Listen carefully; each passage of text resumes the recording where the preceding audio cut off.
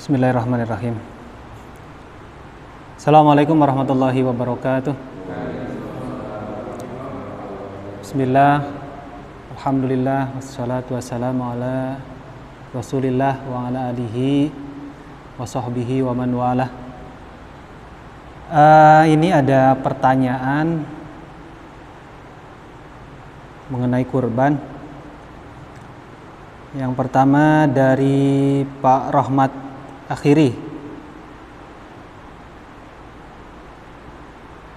Saya bacakan pertanyaannya. Assalamualaikum.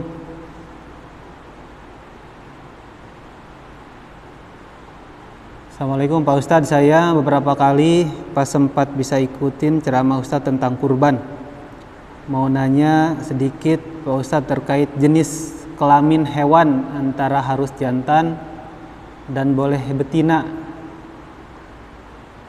Jadi hewan kurban itu apakah ada ketentuan syarat harus jantankah atau tidak boleh betinakah, kan gitu. Pertanyaan dari Pak Rahmat seperti itu. Baik, bismillah saya jawab. Sebetulnya hadis ataupun dalil Al-Quran tidak ada yang menyebutkan secara eksplisit masalah hewan kurban jenis kelaminnya harus jantan atau betina.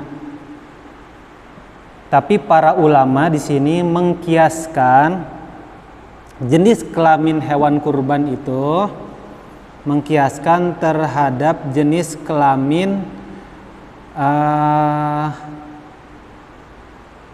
hewan akikah.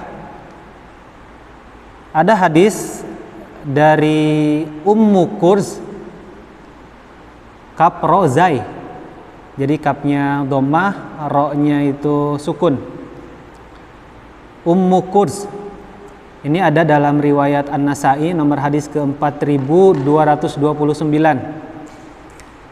bahwa kata Rasulullah sallallahu alaihi wasallam, anil gulami syatani. Jadi untuk akikah anak laki-laki itu adalah 2 domba atau 2 kambing. Wa alal jariyati syatun, dan untuk anak perempuan akikahnya 1 ekor kambing. La yadurrukum dukronan kunna am inasan. Pemilihan hewan mau jantan mau betina jangan sampai memberatkanmu, gitu kata Nabi. Jadi artinya tidak masalah antara jantan atau betina. Itu untuk akikah. Dan ulama mengkiaskan begitupun dalam kurban. Tidak masalah kita pemilihannya mau hewan kurban itu jantan atau betina. Namun Imam Nawawi dalam Al-Majmu' Syarah Al-Muhadzab mengomentari bahwa tidak masalah hewan jantan atau hewan betina. Tapi jantan itu biasanya dagingnya enak. Tapi kalau betina dagingnya itu lembab. Itu komentar dari Imam Nawawi. Tapi lebih baik dari pemilihan hewan kurban itu adalah hewan jantan, lebih baiknya gitu kan. Tapi kalau memang tidak, ya tidak apa-apa. Mana dalilnya lebih baik hewan jantan? Karena ada riwayat dari Anas bin Malik radhiyallahu anhu. Ini bisa kita lihat dalam kitab Sahih Bukhari nomor hadis ke 5558 dan 5565 di Sahih Bukhari. Jadi teksnya itu adalah doha Nabi sallallahu alaihi wasallam bikabsyaini, bahwa Nabi sallallahu alaihi wasallam berkurban dengan 2 ekor domba yang besar dan jenis kelaminnya itu jantan. Kabsyun itu adalah menunjukkan bahwa jenis kelamin dari si domba tersebut jantan. Artinya ya lebih baik jantan, kalaupun tidak ya tidak apa-apa. Tetapi hewan kurban itu jangan sampai ada 4 hal dalam hewan kurban itu. Jadi tidak boleh digunakan hewan kurban jika ada 4 hal dalam hewan tersebut. Yang pertama, jika matanya picak, jelas picaknya gitu, yang pertama. Yang kedua, sakit, hewannya jelas sakitnya gitu, atau korengan gitu kan misalkan, jelas banget, yang bisa memadorotkan kalau dimakan kayak gitu. Yang ketiga, kalau pincang, kakinya satu pincang misalkan, nggak bisa jalan gitu kan. Atau yang keempat, jangan sampai dijadikan hewan kurban itu terlalu kurus sehingga tidak ada sumsumnya, gitu kata Nabi.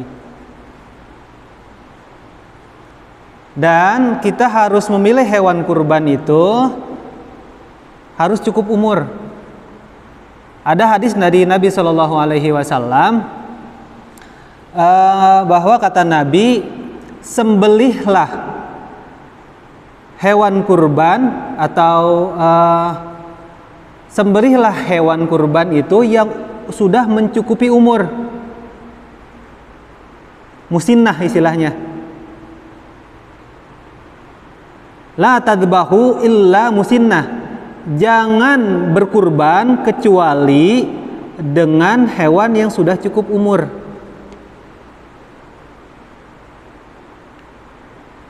Andai kata memberatkanmu, kata Nabi, wa in ya'saru alaikum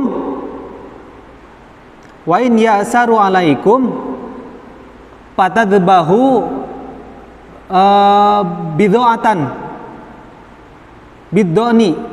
fatadbahu jad'atan minad do'ni, maka sembelihlah hewan yang masih muda, tapi asalkan ukuran mudanya itu dari domba, tidak boleh keluar dari domba. Jadi bisa disimpulkan hadis ini, kalau musinnah itu adalah kambing dan lembu, sapi dan onta. Kalau domba itu boleh umurnya 6 bulan ke atas, sudah boleh dijadikan hewan kurban. Tapi kalau kambing itu syaratnya harus musinnah. Ukuran musinnah di sini adalah giginya itu sudah tanggal, Pak. Bukan copot tapi tanggal gitu ya. Sudah apa istilahnya kalau bahasa kitanya tanggal itu? Musinnah itu musinnah. Dan bapak-bapak kalau lihat di kambing, kalau kambing umurnya sudah 2 tahun, itu gigi bawah, gigi susunya itu sudah 4 yang panjang, nongol 4 di sini. Kalau sudah 2 tahun, ya. Begitupun kalau sapi ataupun lembu itu kerbau ya. Nah itu umurnya tidak boleh kurang dari 2 tahun. Jadi domba 6 bulan ke atas, kambing 1 tahun ke atas, lembu dan sapi itu 2 tahun ke atas. Kalau onta itu 5 tahun ke atas, itu musinnah. Kalau jaza'ah itu minad do'ni, harus dari jenis kambing atau domba. Kalau domba itu boleh 6 bulan ke atas. Selain daripada domba, tidak boleh kurang umurnya dari 1 untuk kambing, 2 tahun untuk sapi, 5 tahun untuk apa namanya tadi, onta. Nah, itu. Adapun tadi untuk pemilihan hewan kurban apakah dia harus betina atau jantan, tidak perlu dipermasalahkan. Tidak ada syarat harus jantan atau betina kah. Itu pertanyaan dari Pak Rahmat Akhiri. Kemudian pertanyaan kedua ada dari ibu-ibu ini. Bagaimana hukumnya berkurban untuk orang yang sudah meninggal? Bagaimana hukumnya berkurban untuk orang yang sudah meninggal? Baik, kita ambil dari 4 mazhab. Mazhab yang pertama, mazhab Hanafi. Imam Abu Hanifah. Nama aslinya Nu'man bin Thabit. Beliau mengatakan bahwa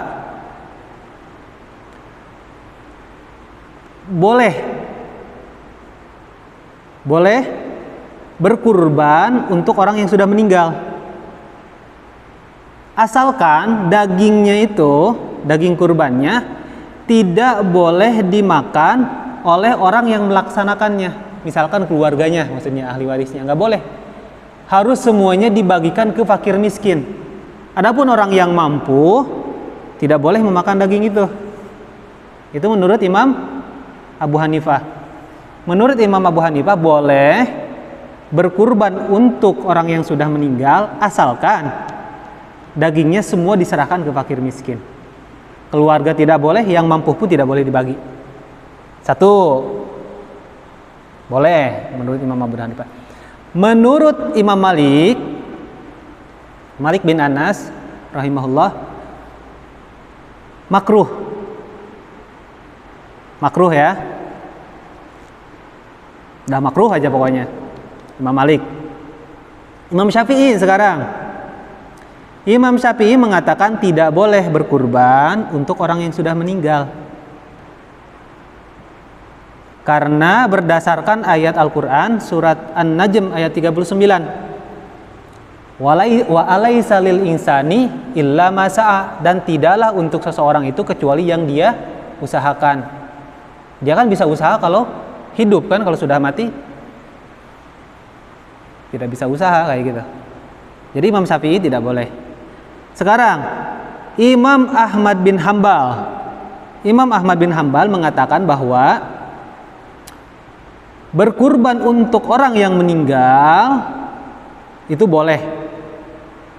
Termasuk dagingnya pun boleh dimakan oleh keluarga. Itu menurut Imam Ahmad bin Hambal. Itu perbedaannya ya. Dalam catatan tidak ada wasiat. Bagaimana kalau ada wasiat? Si mayit misalkan sebelum meninggal, nanti tolong bapak kurbankan ya kalau bapak sudah nggak ada misalkan. Ada wasiat seperti itu.